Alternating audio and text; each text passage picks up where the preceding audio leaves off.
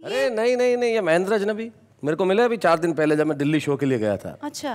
बोले कल मैंने घर में ऐसा कमाल कर दिया कि मेरी बीवी घुटनों पे आ गई। घुटनों पे आके मुझसे बात की। अच्छा यार, इतना डरा दिया। मैंने कहा क्या किया घुटनों पे आके उन्होंने? बोला पलंग के नीचे से बाहर निकली तो दूंगी एक। तारीफ करना चाहता हूं मैं उस कवि की जो अब हमारे साथ होंगे। एक ऐसे कवि जो जितने कद में लंबे हैं उतनी ही लंबी दूरी तक उनकी कविताएं जाती है। जहां जहां हिंदी बोली जाती है वहां वहां ये कविताएं पढ़ने के लिए गए हैं। और इतने कमाल के कवि हैं, इतने कॉन्फिडेंस के कवि हैं कि इनकी किताब का शीर्षक है हंसा हंसा के मारूंगा। तो महेंद्र अजनबी जी जरा अपनी जगह से उठे, यहां तक आए, हम आपके लिए तालियां बजाएं। महेंद्र अजनबी जी।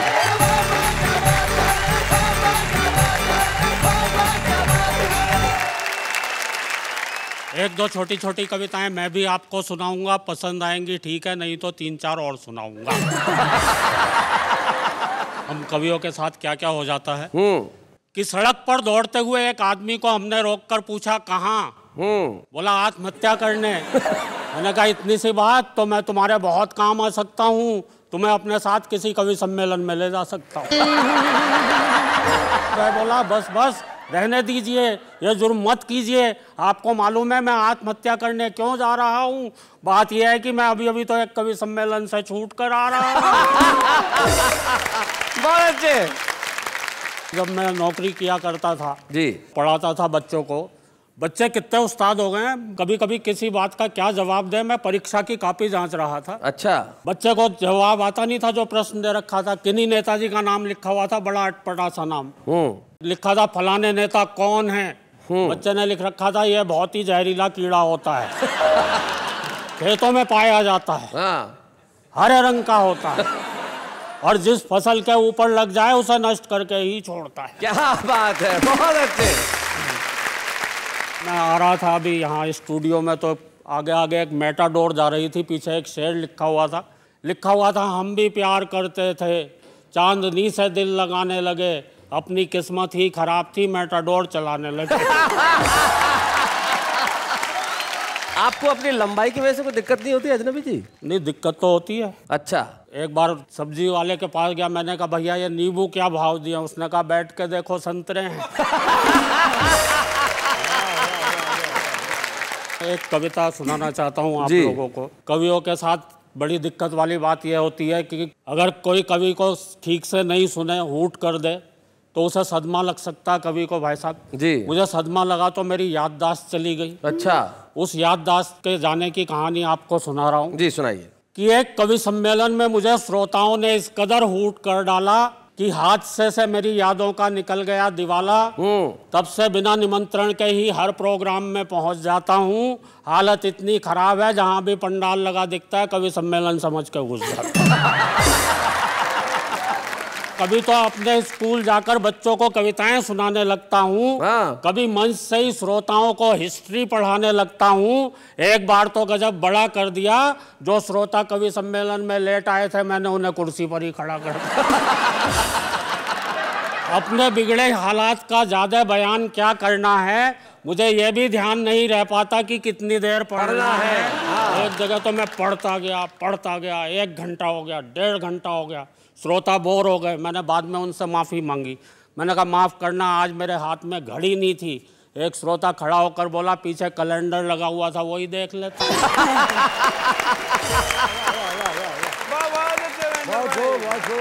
बात हो गई है काबिले गौर की, मुझे यह भी ध्यान नहीं रह पाता है कि अपनी ही पढ़ रहा हूँ या किसी और की।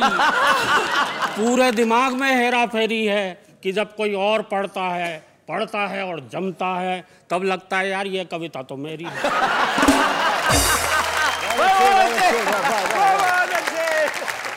एक जगह तो मैंने जेब से कागज निकाल के पढ़ना शुरू किया। आधा किलो नमक, 5 किलो आटा, 1 किलो गोभी, आधा किलो परवल, पाव भर चाय, 2 किलो चावल। एक श्रोता खड़ा हो गया करके हाय, बोले हद हो गई है डिसिप्लिन के, अनुशासन की। कविता पढ़ रहा है या लिस्ट अपने घर के राशन की? दूसरा श्रोता बोला इसे ही सुनाया जाओ, वाह वाह, इरशाद इरशाद, घर पर और क्या क्या ले जाना है हम सब भी कर लेंगे यार। वैसे मियाँ आप किस फरेब में हैं, ऐसी एक एक कविता तो हम सबकी जेब में है। घर वाले भी मुझसे कुछ नहीं कहते हैं, क्योंकि मैंने एक दिन अपनी पत्नी से पूछ लिया था, ये घर में महेंद्र अजनबी कौन है जिसके रोज रोज फोन आते रहते हैं। एक बार तो दाढ़ी बनाने के बाद और भी गजब कर दिया, जब मैंने अपनी पत्नी से पूछा ये आईने में आदमी कौन था जिसकी मैं इतनी बढ़िया शेव कर गया। रात को सोते समय और भी लफड़े में रहता हूँ। मेरा कुत्ता तो आराम से बिस्तर पर सोता है, मैं पलंग के नीचे कुकू करता हूँ। कुछ समझ नहीं पाता हूँ, पत्नी पुचकारते हुए उसे बुलाती है, दुम हिलाते हुए पहले मैं पहुंच जाता हूँ। फुर्ती का ऐसा प्रमाण देता हूँ, पत्नी रोटी उसे डालती है, पहले मैं लपक लेता हूँ। अच्छा। सवाल खड़े हो गए हैं रोज अनबुझे, मुझे यही पता नहीं चल पा रहा है भूलने की बीमारी मेरे कुत्ते को लगी है या मुझे। और मित्रों, भूलने का आलम यह है, सड़क पर खड़े हुए तो चलना भूल गए, कुर्सी पर बैठे तो उठना भूल गए, तेल हाथ में लिया सर पे मलना भूल गए, और दोस्तों गंजे भी इसलिए हो गए क्योंकि मेरे सर के बाल उगना भूल गए। पत्नी बोली एक बार, मेरे भरतार हेल्प करा दो, गीले कपड़े ऊपर फैला दो। ऊपर जाते ही दिमाग भटक गया, मैंने कपड़े तो चारपाई पर पटके खुद तार पर लटक गया। टूट गई टांग, डॉक्टर आया, प्लास्टर चढ़ाया, डॉक्टर भी था होशियार, भुलक्कड़ों का सरदार। गजब ही ढा दिया, टूटी दाई टांग थी, प्लास्टर बाईं पर चढ़ा। और दोस्तों, भूलने पर इससे बड़ी बात कोई कह नहीं सकता जो मैं कहने जा रहा हूँ। क्या बात है? मैं क्या कहने जा रहा था ये तो भूल ही गया। लेकिन दोस्तों, मेरे भूलने पर ज्यादा मत जाइए, कविता समाप्त हो गई है, तालियां बजाइए। लेकिन मित्रों, कविता तो शुरू होती है अब। मैं ही नहीं, ये सारे कवि, आप और हम सब ना जाने किन ख्यालों में झूले हुए हैं।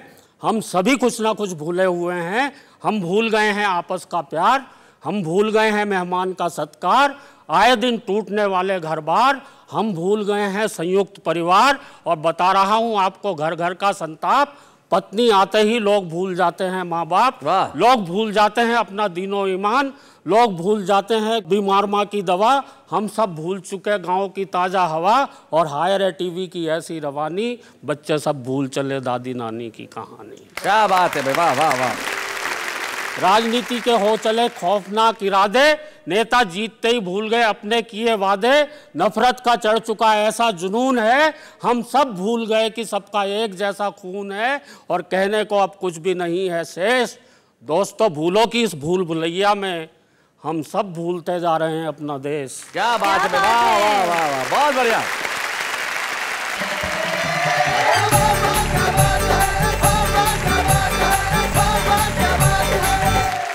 भाई कमाल है महेंद्र अजनबी जी, आपने अपनी कविता को जो अंत किया वो लाजवाब था। आप जो भूलने की बात कर रहे थे, किसी किसी को हो जाती है बीमारी, अब हुई एक को भूलने की बीमारी तो डॉक्टर के पास चला गया, बोले डॉक्टर साहब मुझे कुछ याद नहीं रहता है, आजकल मुझे भूलने की बीमारी हो गई है।